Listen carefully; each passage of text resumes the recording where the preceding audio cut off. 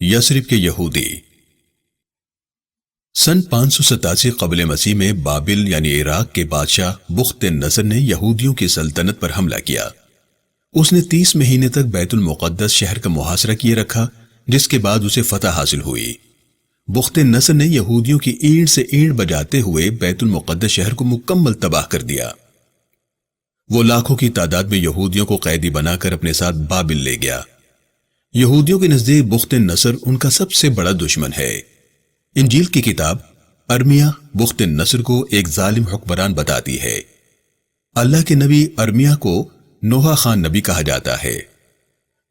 بخت نصر نے اپنی حکومت کے آخری دور میں ارمیہ کو جیل میں قید کر دیا تھا۔ کچھ مدت بعد جیل میں دلدل بنا کر ارمیہ کو اس میں پھینک دیا گیا۔ ارمیہ کے آخری وقت یعنی وفات کے بارے میں تاریخ خاموش ہے۔ یہودیوں کے لیے یہ بہت مشکل وقت تھا۔ بخت نصر کی وفات کے بعد یہودیوں نے بیت المقدس میں نئے سرے سے آباد ہونا شروع کیا، تو انہوں نے اپنی مقدس کتاب تورات کو نئے سرے سے مدون کیا۔ یہودیوں نے کوشش کی کہ وہ اپنی تاریخ کو عظیم الشان ظاہر کریں، اپنے آپ کو تمام انسانی نسلوں سے بہتر اور اعلیٰ ثابت کریں، لوگوں کو یقین دلائیں کہ وہ اللہ کریم کی پسندیدہ اور چنی ہوئی قوم ہے۔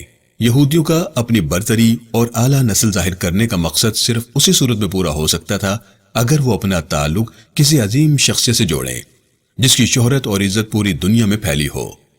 انہیں یہ شخصیت اللہ کے نبی ابراہیم کی صورت میں مل گئی۔ یہودیوں نے کمال مہارت سے تاریخ کو اپنے مقاصد کے لیے مدون کیا۔ اس کے ساتھ ساتھ تاریخ کو مذہبی رنگ بھی دے دیا تاکہ لوگ اسے آسانی سے قبول کر لیں۔ انہوں نے اپنی تاریخ کا تعلق اللہ کے نبی ابراہیم علیہ السلام کے پوتے یعقوب علیہ السلام کے ساتھ جوڑ لیا، اور اللہ کے نبی موسیٰ علیہ السلام کے قوم یعنی یہود کو بنی اسرائیل کا نام دے دیا۔ یثرب میں آباد یہودی تعلیم اور دولت کی وجہ سے نمایاں حیثیت رکھتے ہیں۔ یہودی یثرب میں آباد تو اس کائنات کے آخری نبی کے انتظار میں ہوئے تھے، لیکن جب اللہ کا رسول یثرب آیا تو آپ سے حسد کرنے لگے ہیں۔ یہودیوں کو یقین تھا کہ آخری رسول بنی اسرائیل سے ہوگا۔ انہیں یہ خیال بھی تھا کہ آخری نبی انہی کے دین کو آگے بڑھائے گا۔ جب انہیں پتا چلا کہ ایسا نہیں تو انہوں نے حقیقت ماننے سے انکار کر دیا۔ اس سلسلے میں ام المومنین حضرت صفیہ بنت حیی رضی اللہ تعالیٰ عنہ اپنے بچپن کا واقعہ بیان کرتی ہیں۔ کہتی ہیں، ہم یثرب میں رہا کرتے تھے۔ میری عمر 7 یا 8 سال تھی۔ میں اپنے خاندان میں سب سے لاڈلی تھی۔ میرے والد حیی بن اخطب اور چچا ابو یاسر بن اخطب مجھے بہت پیار کرتے اور مجھے سب بچوں سے زیادہ اہمیت دیتے تھے۔ گھر آتے ہی مجھے گود میں اٹھا لینا ان کی عادت تھی۔ جب رسول اللہ صلی اللہ علیہ وآلہ وسلم قبا تشریف لائے تو ہمیں ان کے آنے کی خبر ہوئی۔ میرے والد اور چچا قبا میں رسول اللہ صلی اللہ علیہ وآلہ وسلم سے ملنے کے لیے صبح صبح نکل گئے اور سورج غروب ہونے کے بعد گھر واپس آئے۔ جب واپس آئے تو بہت تھکے ہوئے تھے۔ مجھے دونوں نے پیار سے اٹھایا، نہ مجھ سے بات کی۔ وہ بہت پریشان اور غم کی حالت میں تھے۔ میں نے سنا کہ چچا میرے والد سے پوچھ رہے تھے، کیا یہ وہی ہے؟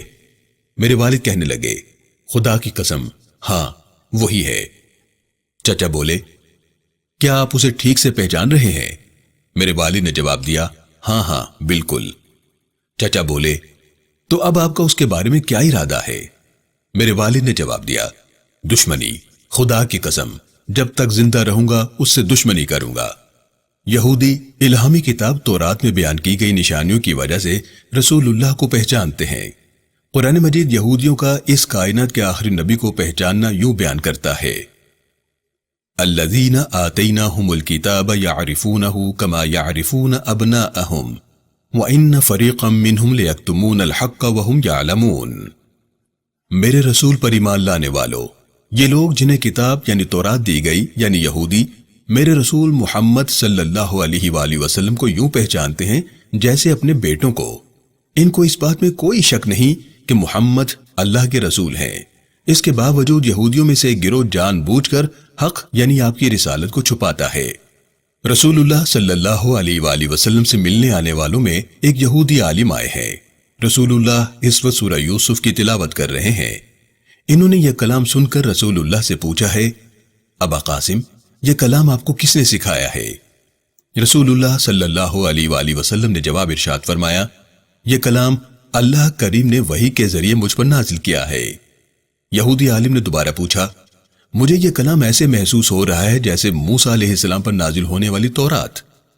یہی یہودی عالم اس کائنات کے آخری رسول کے بارے میں تورات میں بتائی جانے والی نشانیوں کو بھی رسول اللہ میں دیکھ چکے ہیں۔ بڑی محبت سے کہہ رہے ہیں، آپ یقیناً وہی نبی ہیں جن کے بارے میں تورات میں خبر دی گئی، میں آپ پر ایمان لاتا ہوں۔ یثرب میں رہنے والے یہودی علماء اس کائنات کے آخری نبی کے بارے میں بہت کچھ جانتے اور پہچانتے ہیں۔ قبا میں آنے والے یہودیوں کا رسول اللہ صلی اللہ علیہ وآلہ وسلم سے ملنے کے بعد فیصلہ مختلف ہے۔ کچھ تو رسول اللہ پر فوراً ایمان لے آئے اور کچھ رسول اللہ کو پہچان کر حسد میں مبتلا ہو گئے ہیں۔ رسول اللہ پر ایمان نہ لانے والے یہودی عالم نہیں چاہتے کہ عام لوگوں کو رسول اللہ کے آخری نبی ہونے کا علم ہو۔ یہودیوں میں نمایاں شخصیت ابو رافع سلام بن ابی الحقیق کہتا ہے، محمد اللہ کا رسول ہے، اس میں کوئی شک نہیں۔ ہم محمد سے نبوت کی وجہ سے حسد کرتے ہیں، ہمیں صدمہ ہے کہ نبوت بنی ہارون سے نکل گئی ہے۔ یہودی میری بات نہیں مانتے، ہمیں محمد کے ہاتھوں 2 بار ذبح ہونا پڑے گا، ایک بار یثرب میں اور دوسری بار خیبر میں۔ سوال کیا گیا، کیا محمد ساری زمین کا مالک بن جائے گا؟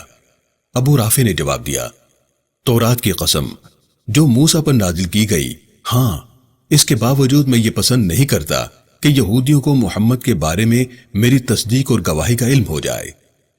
ان باتوں سے یہودیوں کا رسول اللہ کے بارے میں ایمان اور حسد دونوں واضح نظر آتے ہیں۔ یثرب میں یہودیوں کے 3 بڑے قبیلے اور ان کے پیشے کچھ یوں ہیں۔ بنی نذیر۔ نذیر کے معنی ہے تازہ پتے۔ اس قبیلے کا تعلق کھیتی باڑی سے ہے۔ یثرب میں موجود باغ سب سے زیادہ بنی نذیر کی ملکیت ہیں۔ یہ لوگ بنی جذام کی ایک شاخ ہیں جو یہودی دین اختیار کر کے جبل نذیر پر آباد ہوئے، اس لیے انہیں بنی نذیر کہا جانے لگا۔ یہ لوگ عرب قبیلہ بنی اوس کے اتحادی ہیں۔ بنی نذیر یہودیوں کا سب سے معزز قبیلہ ہے۔ نمبر 2، بنی قریظہ۔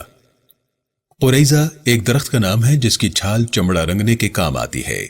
ان لوگوں کا پیشہ چمڑے کی مصنوعات کے متعلق ہے۔ قریظہ بنی ہارون میں سے ایک کاہن کی اولاد ہیں۔ یہ لوگ عرب قبیلے بنی اوس کے اتحادی ہیں۔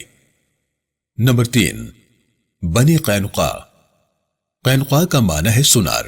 اس قبیلے کا پیشہ سونے کے زیورات بنانا ہے۔ اس کے علاوہ بنی قینقاع ہتھیار بناتے اور بیچتے ہیں۔ بنی قینقاع اور دوسرے یہودیوں میں اچھی دوستی نہیں ہے۔ یہ لوگ عرب قبیلے بنی خزرج کے اتحادی ہیں۔ بنی قینقاع یثرب میں بعد میں آباد ہوئے۔ پہل بنی نذیر اور بنی قریظہ ہی فلسطین سے آ کر یہاں آباد ہوئے تھے۔ کچھ یہودی تجارت کرتے ہیں لیکن ان کی تعداد بہت کم ہے۔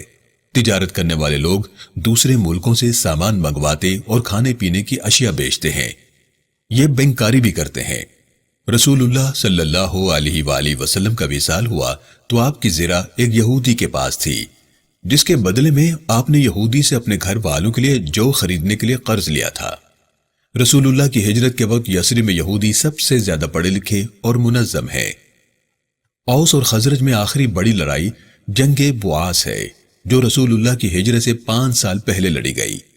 بنی قینقاع جنگ بواس میں بنی خزرج کی حمایت میں شامل ہوئے۔ بنی نذیر اور بنی قریظہ نے اس جنگ میں بڑی بے دردی سے بنی قینقاع کا خون بہایا۔ کچھ یہودی رسول اللہ کے پاس آئے ہیں، وہ پوچھ رہے ہیں، ابا قاسم، اللہ نے فرشتوں کو نور سے، آدم کو مٹی سے، ابلیس کو آگ سے، جنات کو نظر نہ آنے والے شعلے سے، آسمان کو دھوئیں سے اور زمین کو پانی کی جھاگ سے بنایا ہے۔ ہمیں بتائیں کہ آپ کا رب خود کس چیز سے بنا ہے؟ جبرائیل امین رسول اللہ کی خدمت میں جواب لے کر حاضر ہے۔ اللہ فرماتا ہے، قل هو اللہ احد اللہ الصمد لم یلد ولم یولد ولم یکن لہ کفوا احد۔ پیارے رسول، انہیں کہہ دیجئے کہ اللہ ایک ہے، اللہ سب سے بے نیاز جبکہ ساری مخلوق اس کی محتاج ہے۔ اللہ کی کوئی اولاد ہے نہ ہی وہ کسی کی اولاد ہے۔ اللہ کی برابری کوئی نہیں کر سکتا۔ کچھ تاریخ دانوں کے مطابق رسول اللہ سے سوال کیا گیا کہ بتائیے آپ کا رب کس چیز سے بنا ہے؟ کس جنس سے؟ سونے سے، لوہے سے، چاندی سے یا پیتل سے؟ وہ کیا کھاتا پیتا ہے؟ آپ کے رب کو دنیا کس سے وراثت میں ملی ہے؟ اس کے بعد اس دنیا کا وارث کون ہوگا؟ کچھ تاریخ دانوں کے مطابق مکے میں رسول اللہ سے پوچھا گیا، آپ ہمیں اپنے رب کا نسب بتائیے۔ عرب میں رواج ہے کہ کسی کی بات کی اہمیت یا کسی کے بارے میں جاننا چاہیں تو پہلے اس کا نسب پوچھتے ہیں۔ ہر بار جواب میں سورہ اخلاص نازل ہوئی۔ تاریخ دانوں کا خیال ہے کہ سورہ اخلاص مکے اور مدینے میں کئی بار نازل ہوئی۔ رسول اللہ صلی اللہ علیہ وآلہ وسلم نے عبادت کے لیے جمعے کے دن کو افضل قرار دیا تو یہودی مایوس ہیں۔ ان کے نزدیک سب سے افضل دن یوم سبت یعنی ہفتہ ہے۔ یہودیوں کا رسول اللہ کی نبوت پر ایک اعتراض یہ ہے کہ آپ اللہ کے نبی اسحاق علیہ السلام کی اولاد سے نہیں بلکہ اسماعیل علیہ السلام کی اولاد سے ہیں۔ یہودیوں کے خیال میں نبی صرف اسحاق علیہ السلام کی اولاد میں ہی پیدا ہو سکتے ہیں۔ انہیں دوسرا اعتراض یہ ہے کہ آپ عیسیٰ علیہ السلام کو اللہ کا نبی مانتے ہیں۔ یہودیوں کا عیسیٰ علیہ السلام کے متعلق ایمان اس سے بالکل برعکس ہے۔ یہودیوں کو اس بات کا مکمل یقین ہو گیا ہے کہ رسول اللہ کبھی یہودی دین نہیں اپنائیں گے۔ انہوں نے رسول اللہ صلی اللہ علیہ وآلہ وسلم سے دشمنی کا فیصلہ کر لیا ہے۔ انہوں نے سب سے پہلے یثرب میں یہ بات پھیلا دی ہے کہ یہودی دین کی مخالفت کی وجہ سے مسلمان عورتیں بے اولاد رہیں گی۔ اب مسلمانوں کے گھروں میں اولاد پیدا نہیں ہوگی۔ اگر یثرب کا رہنے والا کوئی شخص اسلام قبول کرے گا تو اس کے گھر بھی اولاد نہیں ہوگی۔ یہودیوں میں بہت اثر و رسوخ والا ایک سردار تھا۔ وہ خاندانی طور پر یہودی نہیں تھا۔ اس کا نام اشرف اور تعلق عرب قبیلے بنی نیحان سے ہے۔ اس نے اپنے قبیلے کے ایک شخص کو قتل کر دیا، وہاں سے بھاگ نکلا اور یثرب میں آ کر رہنے لگا۔ اس کی شادی بنی نذیر کے سردار ابی الحقیق کی بیٹی عقیلہ سے ہوئی۔ اس طرح اس کا یہودیوں سے تعلق بڑھتا گیا۔ اس کے ہاں ایک بیٹا پیدا ہوا جس کا نام کعب رکھا گیا۔ کعب کے والد کی وفات ہوئی تو وہ بھی کم عمر تھا۔ کعب اپنی والدہ کے قبیلے میں پلا بڑھا اور یہودی دین کی پیروی کرتا ہے۔ کعب جوان ہوا تو بہت خوش شکل، دراز قد اور مردانہ وجاہت کا حامل ہے۔ اس کو عربی زبان پر بھی عبور حاصل ہے۔ دولت مند ہونے کی وجہ سے یہودیوں کا سردار بن گیا ہے۔ کعب بن اشرف کا تعلق بنی قینقاع سے ہے۔ اس نے تمام یہودی علماء کے لیے ماہانہ وظیفہ مقرر کر رکھا ہے۔ اس طرح یہودی عالم کعب کے زیر اثر ہیں۔ رسول اللہ کی مدینہ منورہ ہجرت کے بعد کعب بن اشرف نے یہودی علماء کو بلایا اور ان سے رسول اللہ کے بارے میں پوچھا ہے۔ علماء نے جواب دیا ہے، یہ وہی ہستی ہیں جن کے انتظار میں ہم یہاں آ کر آباد ہوئے۔ تورات میں بیان کی گئی ساری صفات ان میں پائی جاتی ہیں۔ محمد اللہ کے آخری نبی ہیں۔ کعب کو علماء کا جواب پسند نہیں آیا۔ یہ جواب سننے کے بعد وہ علماء سے کہہ رہا ہے، میرے ذمہ بہت سے فرائض ہیں جنہیں پورا کرنا ضروری ہے۔ میں ان حالات میں آپ لوگوں کی مالی مدد مزید نہیں کر سکتا۔ یہودی علماء کو احساس ہوا کہ کعب کو ان کا جواب پسند نہیں آیا، جس کے نتیجے میں ان کی مالی مدد رک گئی ہے۔ کچھ دن کے بعد وہ دوبارہ اکٹھے ہو کر کعب کے پاس آ کر کہہ رہے ہیں، ہم اس دن جلدی میں آپ کی بات صحیح طور پر سمجھ نہیں سکے۔ ہم نے اس سوال پر آپس میں کافی گفتگو کی ہے اور تحقیق بھی کی ہے۔ ہم اس نتیجے پر پہنچے ہیں کہ محمد وہ شخصیت نہیں جن کا ذکر تورات میں کیا گیا ہے۔ ہم آپ کی اور اپنی غلط فہمی دور کرنے کے لیے آئے ہیں۔ کعب یہودی علماء کا جواب سن کر مطمئن ہو گیا اور اس نے ان کی مالی مدد بحال کر دی ہے۔